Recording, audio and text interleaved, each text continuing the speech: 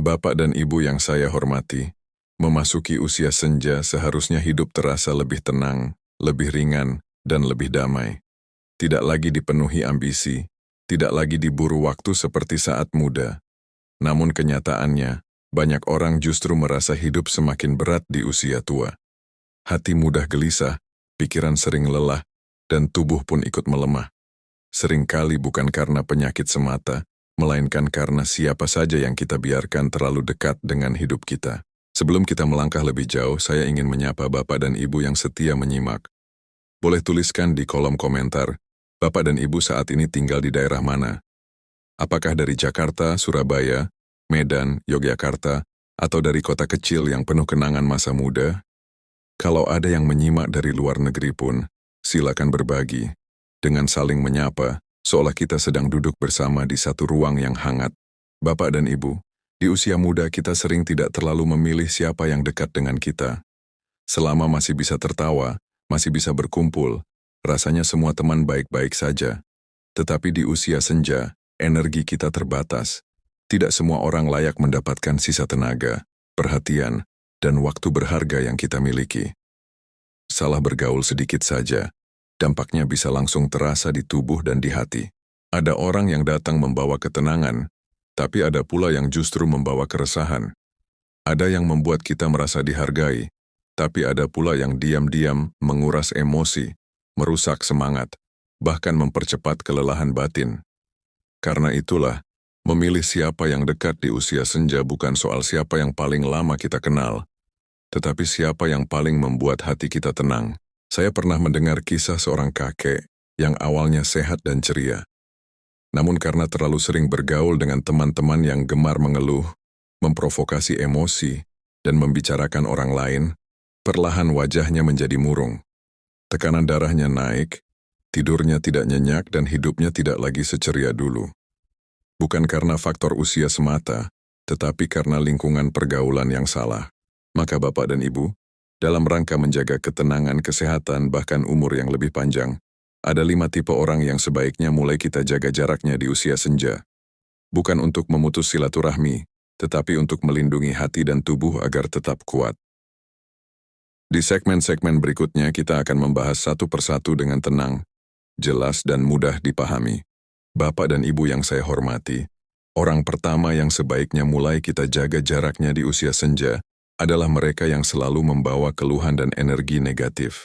Setiap bertemu, yang keluar dari mulutnya hanyalah cerita tentang penderitaan, kesialan, sakit hati, dan kekecewaan. Seolah dunia ini hanya berisi hal-hal buruk. Mendengar sekali dua kali mungkin masih wajar, tetapi bila setiap pertemuan selalu diisi keluhan tanpa solusi, perlahan jiwa kita ikut lelah. Tanpa kita sadari, emosi itu menular.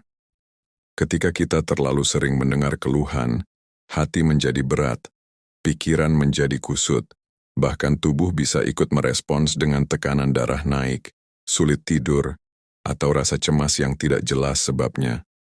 Di usia muda mungkin kita masih kuat menahan tekanan seperti itu. Tetapi di usia senja, tubuh dan pikiran sudah tidak sekuat dulu. Ada pula tipe orang yang bukan hanya mengeluh tetapi gemar memprovokasi emosi. Sedikit-sedikit mengungkit masalah lama, membesar-besarkan konflik, membuat kita ikut terbawa marah dan kecewa. Padahal Bapak dan Ibu, usia senja adalah waktu untuk menenangkan hati. Bukan memperpanjang pertengkaran atau luka lama yang tidak pernah selesai. Saya teringat kisah Bu Siti, seorang nenek yang awalnya hidupnya tenang selepas pensiun. Ia kemudian sering berkumpul dengan satu kelompok teman yang hobinya mengeluh tentang anak, menantu, tetangga, bahkan pemerintah. Setiap pulang dari pertemuan itu, wajahnya selalu murung. Tidurnya terganggu, lambat laun kesehatannya ikut menurun. Setelah ia mulai jarang ikut kumpul itu, hatinya perlahan terasa lebih ringan. Bapak dan Ibu, bukan berarti kita harus menutup telinga dari keluh kesah sesama. Kita tetap boleh mendengar, menolong, bahkan menguatkan. Namun kita juga berhak menjaga batas, agar hidup kita tidak tenggelam dalam kesedihan orang lain. Usia senja terlalu berharga untuk dihabiskan dalam suasana yang terus-menerus menguras batin. Maka bila di sekitar Bapak dan Ibu ada orang yang setiap kali bertemu selalu mengeluh, tanpa pernah mau mencari jalan keluar, Tidak ada salahnya mulai mengurangi intensitas pertemuan. Gantilah waktu itu dengan kegiatan yang lebih menenangkan, seperti berjalan pagi, mengikuti pengajian, membaca, atau berbincang dengan orang-orang yang tutur katanya menyejukkan. Dan bila pembahasan ini terasa dekat dengan kehidupan Bapak dan Ibu, semoga kita bisa saling menguatkan di ruang sederhana ini. Bila berkenan, silakan tetap bersama di pembahasan berikutnya dan bagikan video ini kepada sahabat seusia agar semakin banyak yang bisa menjaga hatinya tetap tenang di usia senja. Bapak dan Ibu yang saya hormati, tipe orang kedua yang sebaiknya mulai kita jaga jaraknya di usia senja adalah mereka yang suka bergosip dan gemar membicarakan keburukan orang lain. Sepintas obrolannya terlihat ringan dan menghibur. Katanya hanya sekadar cerita. Namun tanpa disadari, gosip adalah racun yang bekerja pelan-pelan, merusak ketenangan hati dan menjauhkan kita dari rasa damai. Orang yang gemar bergosip biasanya tidak pernah kekurangan bahan cerita. Hari ini membicarakan tetangga, besok membahas keluarga orang lain, lusa mengungkit masa lalu yang tidak ada manfaatnya. Sayangnya, ketika kita ikut mendengar atau terlibat, hati kita ikut terisi oleh prasangka, iri dan kecurigaan. Padahal di usia senja, yang kita butuhkan adalah kejernihan pikiran, bukan keruhnya perasaan. Saya pernah mendengar kisah seorang bapak yang awalnya dikenal sangat sabar dan tenang. Namun setelah rutin berkumpul di sebuah warung tempat gosip beredar setiap hari, sikapnya pelan-pelan berubah. Ia mulai mudah curiga pada orang, cepat tersinggung, dan sering salah paham. Bukan karena orang-orang di sekitarnya berubah, tetapi karena pikirannya sudah terlalu sering dijejali cerita negatif. Bapak dan Ibu, gosip juga sering memicu konflik yang sebenarnya tidak perlu ada. Salah dengar sedikit saja, makna cerita bisa berubah jauh. Yang tadinya hanya dugaan, lama-lama dianggap fakta. Yang tadinya persoalan kecil, berubah menjadi permusuhan yang panjang. Di usia senja, konflik seperti ini bukan hanya melelahkan secara batin, tetapi juga berbahaya bagi kesehatan fisik. Menjaga jarak dari lingkungan gosip bukan berarti kita menjadi orang yang sombong atau antisosial. Justru itu adalah bentuk kepedulian pada diri sendiri. Kita memilih untuk mengisi telinga dengan hal-hal yang baik dan mengisi hati dengan pikiran yang bersih. Kita memilih berbicara tentang hal yang bermanfaat, bukan tentang aib orang lain. Bila suatu hari Bapak dan Ibu berada di tengah obrolan yang mulai mengarah pada gosip, tidak perlu memotong dengan kasar. Cukup alihkan pembicaraan dengan lembut atau pamit dengan alasan yang baik. Perlahan-lahan, lingkungan pun akan mengerti bahwa kita adalah pribadi yang menjaga lisan dan ketenangan hati. Dan itulah salah satu kunci hidup damai di usia senja. Bapak dan Ibu yang saya hormati, tipe orang ketiga yang perlu mulai kita jaga jaraknya di usia senja adalah mereka yang hanya datang ketika membutuhkan, tetapi menghilang saat kita yang membutuhkan. Di usia muda, mungkin kita masih kuat memberi tanpa banyak berpikir. Namun di usia senja, tenaga, waktu, dan materi kita tidak lagi sebanyak dulu. Memberi tanpa batas justru bisa menjadi sumber luka dan kekecewaan. Seringkali orang seperti ini datang dengan wajah penuh manis saat butuh bantuan. Bisa soal uang, tenaga, atau akses. Katanya hanya sebentar, hanya sekali ini. Namun setelah kebutuhannya terpenuhi, kabar pun menghilang. Saat kita sakit, saat kita kesepian, atau saat kita membutuhkan ditemani, mereka tiba-tiba sibuk. Hubungan seperti ini melelahkan hati dan menguras rasa percaya. Saya teringat kisah Pak Umar, seorang pensiunan yang dikenal baik hati. Ia sering membantu saudara dan tetangga yang kesulitan. Namun saat ia jatuh sakit dan harus berobat, hampir tidak ada yang datang menjenguk. Ia pernah berkata lirih, "Dulu mereka sering memanggil saya saat butuh, sekarang saya memanggil mereka saat saya butuh, tapi suaraku seperti tidak terdengar." Sejak saat itu, ia belajar membatasi diri. Bapak dan Ibu, menolong adalah perbuatan mulia. Namun menolong tanpa batas hingga melukai diri sendiri bukanlah kebijaksanaan. Kita tetap boleh membantu sesuai kemampuan, tetapi juga berhak berkata tidak jika kondisi tidak memungkinkan. Usia senja adalah waktu untuk menjaga diri, bukan mengorbankan diri demi rasa tidak enak pada orang lain. Menjaga jarak dari orang yang hanya datang saat butuh bukan berarti memutus silaturahmi. Kita masih bisa bersikap sopan, tetap menyapa, tetap mendoakan, Tetapi kita tidak lagi membuka pintu selebar-lebarnya untuk dimasuki kepentingan yang hanya menguntungkan satu pihak. Kita belajar mencintai dengan batas yang sehat. Dan bila Bapak dan Ibu merasa pembahasan ini dekat dengan pengalaman hidup sendiri, semoga kita tidak merasa sendirian. Ruang sederhana ini dibuat agar kita bisa saling belajar dan saling menguatkan. Jika merasa bermanfaat, kehadiran Bapak dan Ibu untuk terus bersama di pembahasan berikutnya akan menjadi kebahagiaan tersendiri bagi kami. Karena dari sinilah banyak hati bisa saling menopang di usia senja. Bapak dan Ibu yang saya hormati, tipe orang keempat yang sebaiknya mulai kita jaga jaraknya di usia senja adalah mereka yang senang meremehkan, merendahkan, dan mengikis harga diri orang lain.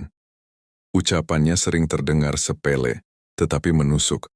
Sikapnya tampak biasa, tetapi membuat hati terasa kecil.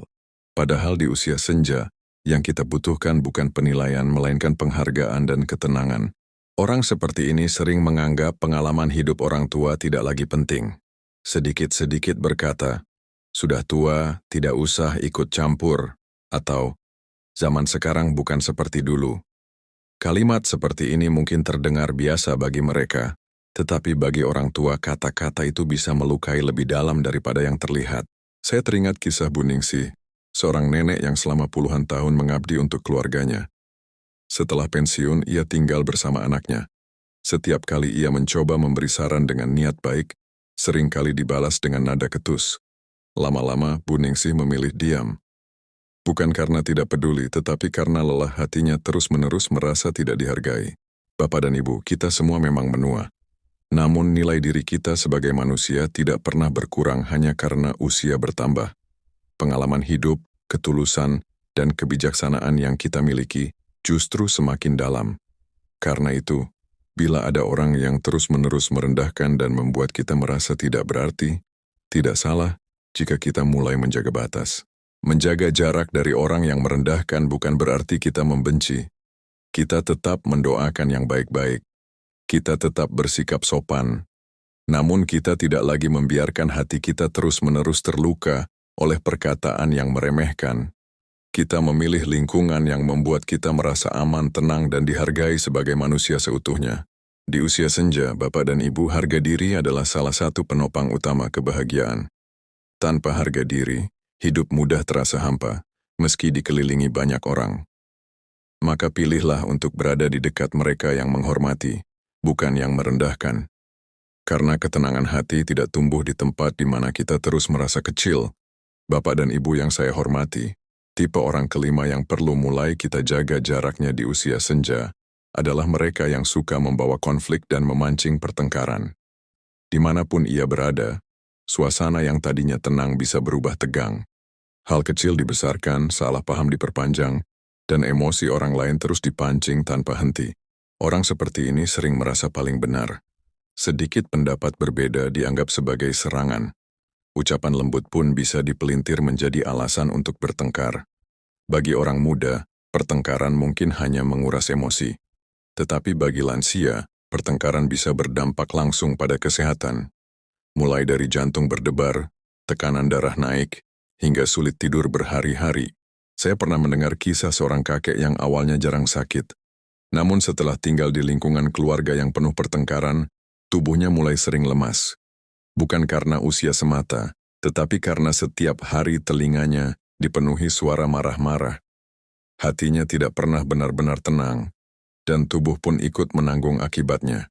Bapak dan Ibu, di usia senja kita tidak lagi butuh adu argumen, apalagi adu gengsi. Waktu kita terlalu berharga untuk dihabiskan dalam pertengkaran yang tidak membawa apa-apa selain lelah. Menang dalam perdebatan tidak selalu berarti menang dalam hidup. Yang sering kita butuhkan justru mengalah demi ketenangan. Menjaga jarak dari orang yang gemar bertengkar bukan berarti kita lari dari masalah. Kita hanya memilih untuk tidak membakar diri di api yang tidak perlu. Kita tetap boleh menyampaikan pendapat dengan tenang. Tetapi bila situasi mulai memanas, kita berhak menarik diri demi menjaga kesehatan hati dan tubuh kita sendiri. Dan bila Bapak dan Ibu merasa pembahasan ini bermanfaat, semoga kita bisa terus berjalan bersama dalam setiap topik yang menenangkan hati di usia senja. Kehadiran Bapak dan Ibu yang menyimak dengan tenang, berbagi dengan sesama, dan menemani setiap pembahasan adalah bagian dari ikhtiar kecil kita untuk saling menguatkan agar hidup di usia tua terasa lebih ringan dan damai. Bapak dan Ibu yang saya hormati, tipe orang keenam yang sebaiknya mulai kita jaga jaraknya di usia senja adalah mereka yang terlalu mengontrol hidup kita secara berlebihan. Segala keputusan ingin diatur, cara kita makan dikomentari, cara kita berpakaian disalahkan, bahkan cara kita menghabiskan waktu pun sering dipersoalkan. Seolah-olah di usia senja ini kita tidak lagi dianggap mampu menentukan arah hidup sendiri. Awalnya mungkin terdengar seperti perhatian, namun bila terjadi terus-menerus perlahan kita bisa kehilangan rasa percaya diri. Kita menjadi ragu dalam melangkah, takut salah dalam memilih, bahkan merasa tidak lagi berdaulat atas hidup kita sendiri. Padahal setiap manusia tetap berhak menentukan pilihannya sendiri, berapapun usianya. Saya teringat kisah Pak Harjo, seorang pensiunan yang sebenarnya masih sehat dan mandiri. Namun karena terus dikontrol oleh orang di sekelilingnya, dari jam bangun, pilihan makanan, sampai kemana ia boleh pergi, ia merasa hidupnya seperti berada dalam sangkar yang tidak terlihat. Ia tidak sakit secara fisik, tetapi batinnya terasa tertekan. Bapak dan Ibu, perhatian yang baik seharusnya membuat kita merasa aman, bukan merasa sempit. Kasih sayang yang tulus seharusnya membuat kita merasa dihargai, bukan merasa diawasi terus-menerus. Jika di sekitar kita ada orang yang terlalu mengontrol dengan dalih sayang, kita perlu belajar menyampaikan batas dengan cara yang lembut namun tegas. Menjaga jarak dari sikap mengontrol bukan berarti kita menolak perhatian. Kita tetap bisa menerima nasihat, kita tetap bisa menerima bantuan, tetapi hidup kita bukan untuk dikendalikan sepenuhnya oleh orang lain. Di usia senja, kebebasan kecil seperti memilih waktu istirahat, memilih makanan, atau memilih ingin duduk diam atau berjalan pagi, sangat berarti bagi kebahagiaan. Hidup damai di usia senja lahir ketika hati merasa tenang dan langkah terasa ringan. Bila terlalu banyak tangan yang menarik arah hidup kita, langkah itu akan terasa berat. Maka bijaklah dalam menjaga batas, agar hubungan tetap terjaga, tetapi kebebasan tetap kita miliki. Bapak dan Ibu yang saya hormati, tipe orang ketujuh yang perlu mulai kita jaga jaraknya di usia senja adalah mereka yang selalu membuat kita merasa bersalah. Apapun yang kita lakukan seolah tidak pernah benar. Jika kita memilih beristirahat, dikatakan malas. Jika kita menolak permintaan, dikatakan tidak peduli. Lama-kelamaan, hati kita dipenuhi rasa bersalah yang tidak perlu. Orang seperti ini pandai memainkan perasaan. Mereka jarang marah secara terang-terangan, tetapi sering menyelipkan kalimat yang membuat kita merasa bersalah sepanjang hari. Padahal dulu kamu selalu membantu, atau kalau bukan kamu, siapa lagi yang mau menolong? Kalimat-kalimat seperti ini pelan-pelan menggerogoti ketenangan batin. Saya teringat kisah Bu Rukmini, seorang nenek yang sebenarnya sudah sering kelelahan. Namun setiap kali ia menolak membantu, selalu dibuat merasa berdosa. Akhirnya ia memaksakan diri hingga jatuh sakit. Saat terbaring lemah, barulah ia sadar bahwa rasa bersalah yang ditanamkan orang lain lebih berbahaya daripada rasa lelah itu sendiri. Bapak dan Ibu, kita perlu memahami bahwa menolak bukan berarti tidak sayang. Menjaga diri bukan berarti egois. Ada batas kemampuan tubuh dan hati yang harus kita hormati, terlebih di usia senja. Bila kita terus mengorbankan diri demi rasa bersalah, justru kita tidak memberi manfaat jangka panjang bagi siapapun. Menjaga jarak dari orang yang gemar menanamkan rasa bersalah bukan berarti memutus hubungan. Kita tetap bisa bersikap baik, tetapi kita tidak lagi membiarkan perasaan kita dikendalikan oleh tekanan emosional. Kita belajar berkata tidak dengan tenang, tanpa harus merasa berdosa sepanjang waktu. Dan bila Bapak dan Ibu merasa pembahasan ini seperti sedang berbicara tentang pengalaman sendiri, semoga kita bisa saling menguatkan. Kehadiran Bapak dan Ibu di sini bukan sekadar sebagai penonton, melainkan sebagai keluarga besar yang sama-sama belajar menjaga hati agar tetap tenang di usia senja. Bapak dan Ibu yang saya hormati, tipe orang ke-8 yang sebaiknya mulai kita jaga jaraknya di usia senja adalah mereka yang selalu menanamkan rasa takut terhadap masa depan. Setiap percakapan dipenuhi kecemasan, sedikit-sedikit membahas sakit, kemiskinan, kematian, atau kemungkinan buruk yang belum tentu terjadi. Padahal, di usia senja, yang kita butuhkan justru ketenangan, bukan ketakutan yang terus disiram dari hari ke hari. Orang seperti ini sering mengajak kita membayangkan skenario terburuk. Nanti kalau kamu sakit bagaimana? Kalau uang habis, siapa yang menolong? Kalau hidup makin susah, bagaimana nasibmu? Pertanyaan-pertanyaan itu tampak seperti kepedulian, namun bila diulang terus-menerus, ia berubah menjadi racun bagi pikiran. Hati menjadi gelisah, tidur tidak nyenyak, dan hidup terasa penuh bayang-bayang. Saya teringat kisah Pak Wiro, seorang pensiunan yang awalnya hidup sederhana dan tenang. Namun setelah sering bergaul dengan teman yang gemar menakut-nakuti tentang masa depan, ia mulai sering cemas. Padahal kondisi ekonominya cukup, kesehatannya relatif baik. Tetapi karena terlalu sering dijejali ketakutan, ia hidup seolah setiap hari adalah ancaman. Bapak dan ibu masa depan memang penuh misteri. Namun ketakutan tidak pernah membuat kita lebih siap, justru membuat kita kehilangan kekuatan hari ini. Apa gunanya tubuh masih mampu bergerak, tetapi hati sudah dilumpuhkan oleh rasa cemas yang belum tentu nyata. Bukan berarti kita tidak boleh memikirkan hari esok. Kita tetap perlu berikhtiar, menabung, menjaga kesehatan, dan mempersiapkan segala kemungkinan. Tetapi mempersiapkan diri dengan tenang sangat berbeda dengan hidup dalam ketakutan yang tiada henti. Yang satu menguatkan, yang satu melemahkan. Karena itu, bila di sekitar Bapak dan Ibu ada orang yang selalu menebar kecemasan, tidak ada salahnya mulai mengurangi intensitas pertemuan. Isilah hari dengan orang-orang yang menguatkan, yang mengajak bersyukur, bukan yang terus menakut-nakuti. Usia senja adalah waktu untuk menenangkan hati, bukan memperpanjang kecemasan. Bapak dan Ibu yang saya hormati, dari awal hingga akhir pembahasan ini kita belajar bahwa ketenangan di usia senja sangat ditentukan oleh siapa saja yang kita biarkan dekat dengan hidup kita. Kita telah membahas orang yang penuh keluhan, yang gemar bergosip, yang hanya datang saat butuh, yang merendahkan, yang suka memancing konflik, yang mengontrol berlebihan, yang menanamkan rasa bersalah, serta yang selalu menebar ketakutan tentang masa depan. Semua tipe ini, bila dibiarkan terlalu dekat, pelan-pelan menguras hati dan melemahkan tubuh. Kita juga belajar bahwa menjaga jarak bukan berarti memutus silaturahmi. Menjaga jarak adalah bentuk kasih sayang kepada diri sendiri. Kita tetap bisa bersikap sopan, tetap mendoakan, tetapi tidak lagi membiarkan emosi, tenaga, dan waktu kita terus terkuras oleh hubungan yang tidak sehat. Di usia senja, energi yang tersisa terlalu berharga untuk dihabiskan dalam kegelisahan. Bapak dan Ibu, umur panjang tidak hanya ditentukan oleh makanan sehat dan obat dokter. Hati yang tenang juga adalah obat yang sangat kuat. Banyak penyakit datang bukan hanya dari tubuh, tetapi dari pikiran yang terlalu sering lelah karena tekanan dari lingkungan yang salah. Ketika kita mulai memilih pergaulan dengan bijak, kita sedang memberi kesempatan pada tubuh untuk bernapas lebih lega dan pada hati untuk beristirahat dengan damai. Bayangkan hidup yang dijalani dengan langkah ringan. Bangun pagi dengan perasaan tentram, berbicara dengan orang-orang yang tutur katanya menenangkan. Menghabiskan waktu bersama mereka yang membuat kita merasa dihargai, bukan dihakimi.